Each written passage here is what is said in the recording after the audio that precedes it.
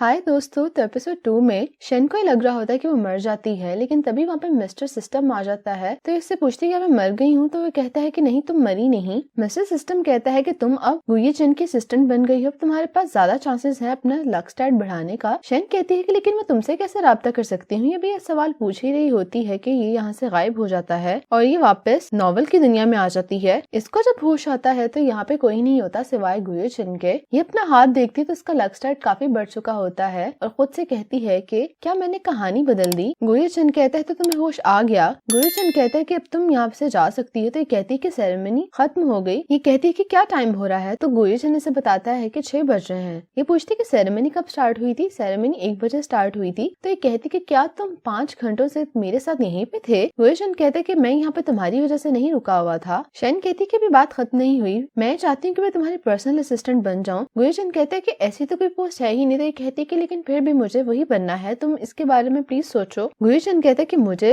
किसी personal assistant की जरूरत नहीं है। तो ये कहती है कि तुम्हें है, मैं तुम्हारी मदद करूंगी वे ग्रुप तक पहुंचने में। शेन कहती है कि मुझे मालूम है कि तुम्हें वेयुन जाओ में कोई भी दिलचस्पी नहीं है, तुम सिर्फ उसकी कंपनी के पीछे हो, इसीलिए ऐसा करने में मैं तुम्हारी मदद कर सकती हूँ। गुई-चन कहता है कि तुम्हें मेरे प्लान के बारे में कैसे मालूम है। ये इसके जवाब में कुछ नहीं कहती तो गुई-चन यहाँ से चला जाता है। इसके बाद शेन गुई-चन के अपार्टमेंट में जा रही होती है। यहाँ पर जांग मुरान और वेयुन जाओ इसको देख रहे होते हैं। जब ये बिल्डिंग के अंदर चली जाती है, ये दोनों आपस में बात करते हैं। जांग मुरान से कहता है कि मैंने गुई-चन के घर के सिक्योरिटी सिस्टम में कुछ चेंजेस किए, जिसकी वजह से शेन जैसे ही लिफ्ट में जाएगी और बटन प्रेस करेगी तो तुम उसे चीखते हुए सुन सकोगी, लेकिन तुम्हें बस ये बटन प्रेस करना होगा, फिर तुम कुछ देर बाद इसका कमाल देखना। ये दोनों काउंटडाउन शुरू कर देते हैं और वेयुन जाओ बटन प्रेस करती है तो कुछ भी नहीं होता। जांग मुरान चेक करता है तो इसे मालूम होता है कि बिल्डिंग में तो इलेक्ट्रिसिटी ही नहीं है, जिसकी वजह से इनका प्लान फेल हो जाता है और शेन को भी सीढ़ियों के जरिए ऊपर जाना पड़ता है। फिर इसके बाद ये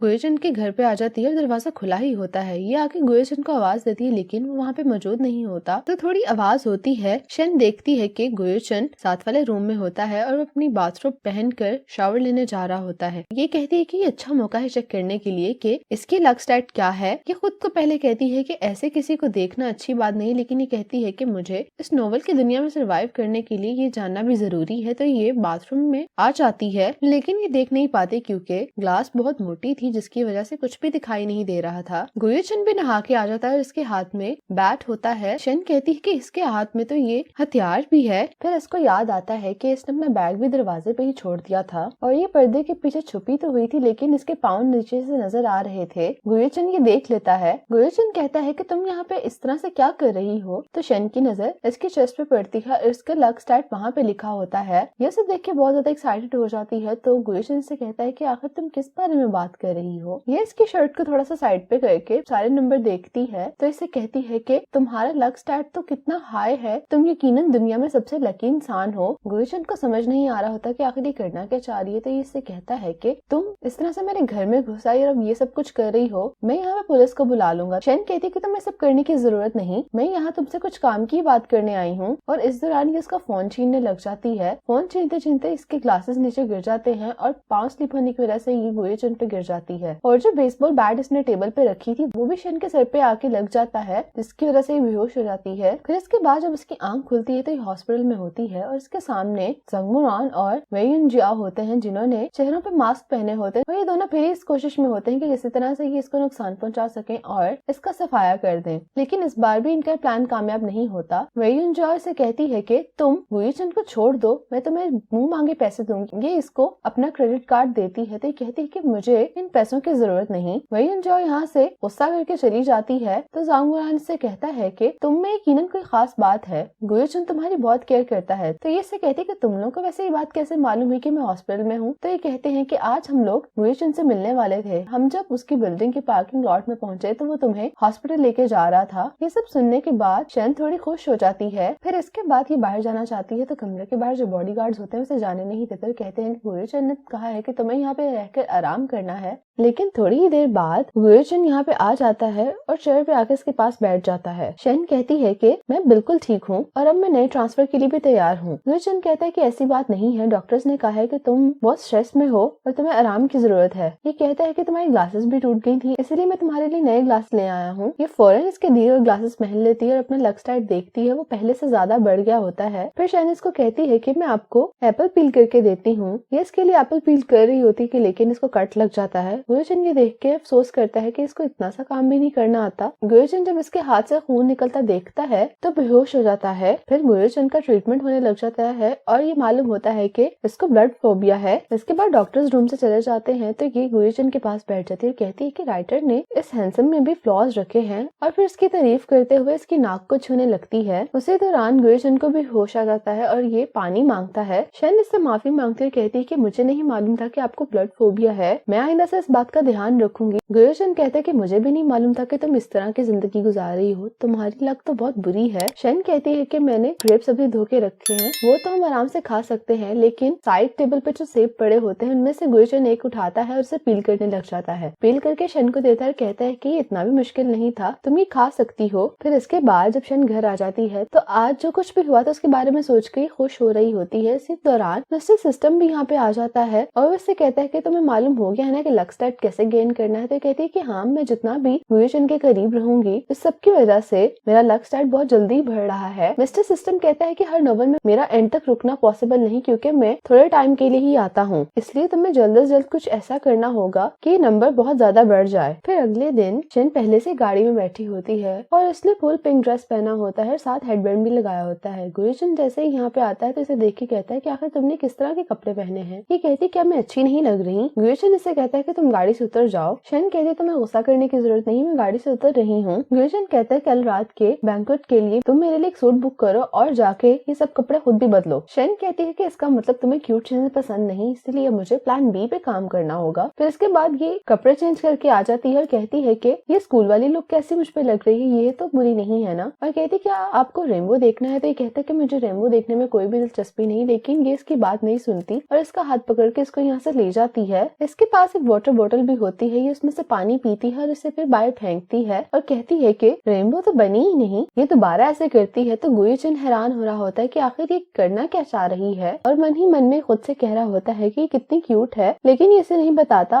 और इसे कहता है कि कल से तुम अपने नॉर्मल कपड़ों में आना। ये कहकर यहाँ से चला जाता है। शन कहती है कि इसको खुश करना कितना मुश्किल है, लेकिन मैं भी हार नहीं मानूंगी, मैं अपने मकसद में जरूर कामयाब होंगी। फिर अगले दिन जब गुयोचन ऑफिस आता है तो ये गुयोचन की चेयर पे बैठी होती है। गुयोचन ये देखता है कि आज इसने ट्रेडिशनल चाइनीज ड्रेस पहना होता है तो ये कहता है कि अब आखिर ये क्या है। ये कहती है कि मुझे आपको कुछ बताना है। गुयोचन कहते हम कल बात करेंगे, तो ये कहती है कि नहीं, बहुत जरूरी है, इसका आज रात हो जाना ही बहुत जरूरी है और इसको ऑफिस के कॉर्नर में ले आती है। इसे कहती है कि तुम भी जमीन पे बैठ जाओ। फिर ये लाइट्स ऑफ करवा देती है और फिर प्रोजेक्टर की मदद से फायरवर्क्स करवा रही होती है। ऐसे लगता है कि वो बाहर रियल में हो रहे हैं। गुयोचन ये देख के कहता है कि इसने सबके लिए कितनी मेहनत की है, लेकिन इसको ये बात नहीं कहता और कहता है कि कितना बोरिंग है। इसे कहता है कि मैंने तुम्हें जो सूट का कहा था वो कब आएगा, मैंने उसे ट्राई करके देखना है। ये अपने मन में कहती है कि मैं सब में इतना बिजी थी कि मुझे ये काम करना तो भूल ही गया। तो ये कहती है कि मैंने कुछ स्टोर्स पे ऑप्शंस रखवाई हैं, हम वहाँ जाके ट्राई कर लेंगे। तो ये कहता है कि मैं प्रेसिडेंट हूँ, मुझे हमेशा मेरे डोर स्टेप पे ये चीज मिली है, तो मैं तो इस तरह किसी भी स्टोर में नहीं जाऊंगा। ये कहती है कि ठीक है, फिर मैं जाके ले आती हूँ और उन्हें आपके घर पहुँचा दूंगी। ये कह के यहाँ से चली जाती है। फिर इसके बाद जब ये गुयोचन के घर जा रही होती है तो ये खुद से बात कर रही होती है कि मैंने हर तरीका अपना लिया गुयोचन को प्लीज करने का, लेकिन इससे मेरी लक साइड पे कोई फर्क नहीं पड़ा। शायद उसे क्यूट चीजें पसंद नहीं, तो अब मुझे एक मैच्योर पर्सनालिटी को अपना लेना चाहिए, शायद इससे मेरा काम बन जाए। बैग में इसका फोन होता है जिसपे कॉल आ रही होती है, लेकिन इसको पता नहीं चलता। फिर इसके बाद ये गुयोचन के घर पे आ जाती है। गुयोचन इससे कहता है कि अगर तुम्हें कॉल रिसीव नहीं करनी होती तो अपने इस फोन को फेंक दो।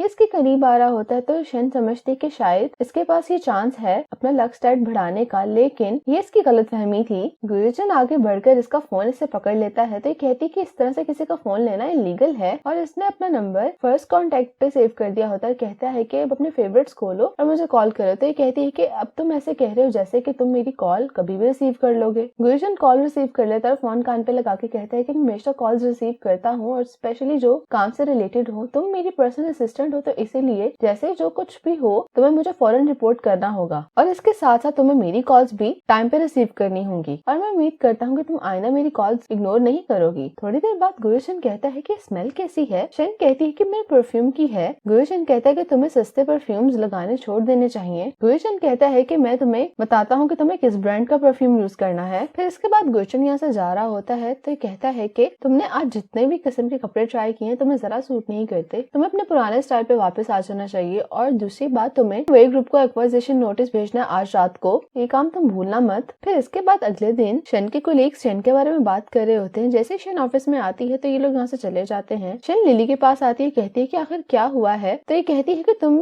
फिक्र मत करो, तुम्हारा रिलेशनशिप बॉस के साथ कुछ स्पेशल है तो इसलिए वो तुम्हें जॉब से नहीं निकालेंगे। तो ये कहती है कि आखिर मैंने ऐसा क्या किया है। तो लिली से बताती है कि तुम्हें कहा गया था कि तुमने वे ग्रुप को एक्वाइजेशन का नोटिस भेजना है। ये कहती है कि हाँ मैंने भेजा था। तो लिली से कहती है लेकिन तुमने एक्वाइजेशन का नहीं बल्कि वे ग्रुप के साथ पार्टनरशिप को सस्पेंड करने का नोटिस भेजा है। ये कहती है कि ऐसा कैसे हो सकता है। फिर इसे याद आता है कि इसने जो टेम्पलेट यूज की थी वो गलत थी और उसे एडिट करना भूल गई थी। ये सब सुनने के बाद शन बहुत ज्यादा परेशान हो जाती है। इसके बाद शन लॉबी में बैठी होती है कि गुयोशन यहाँ से गुजरता है। ये गुयोशन को आवाज देती है लेकिन वो कॉल पे बात कर रहा होता है। इससे कहता है कि तुम मेरे लिए कॉफी लेके आओ। तो ये गुयोशन के लिए कॉफी लेने चली जाती है। तभी वहाँ पे वेयुन जाओ भी आती है जो कि इसको जाता हुआ देख लेती है और कॉल करके किसी को बताती है कि वो अभी बाहर गई है कॉफी लेने के लिए, इस दफा कोई गलती ना होने पाए। ये गुयोशन के लिए कॉफी लेके जा ही रही होती कि यहाँ पे गाड़ी आके रुकती जो कि इसको किडनैप करके ले जाती है। लिली और गुयोशन परेशान हो रहे होते हैं कि अभी तक शन नहीं आई और दूसरी तरफ शन को होश आ जाती है। ये देख के हैरान होती कि कहाँ पे आ गई है। ये जल्दी से अपनी पॉकेट से फोन निकालती है और गुयोशन का नंबर डायल कर लेती है। दूसरी तरफ किडनैपर वेयुन जियाओ को बता रहे होते हैं कि जगह मेन सिटी से बहुत दूर है। वेयुन जियाओ कहती है कि तुम्हें इसको अच्छा सबक सिखाना होगा। गुयोशन कॉल रिसीव कर लेता है और इसको पीछे होने वाली बातें सुनाई दे रही होती हैं और किडनैपर जो भी सारी बात शन के साथ कर रहे होते हैं ये सुन लेता है। ये लिली को कहता है कि तुम फौरी तौर पे ये नंबर ट्रैक करो।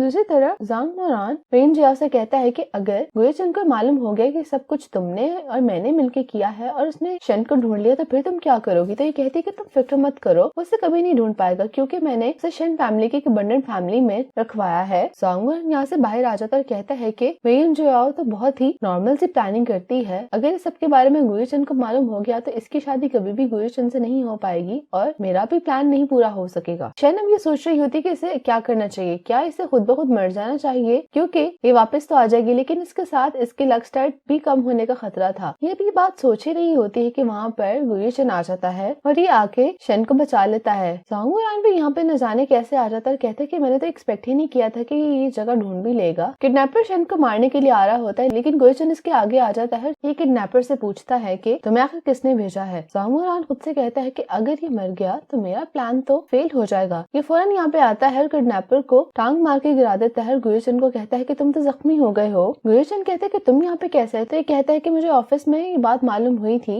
इसीलिए मैं यहाँ पे आ गया क्योंकि मुझे तुम्हारी फिक्र हो रही थी। ये शन से कहता है कि तुम इसका ध्यान रखो, इसको हॉस्पिटल ले जाओ। ये इनको कहते हैं कि मैं किडनैपर्स को जाके देखता हूँ लेकिन ये खुद से कह रहा होता है कि मुझे वेयुन जियाओ की वजह से देखो अब इन बेवकूफों को यहाँ से एस्केप करवाना पड़ेगा और कहता है कि इस बार गुयोशन की किस्मत अच्छी थी इसलिए बच गया। और यहीं पे ये पार्ट खत्म हो जाता है।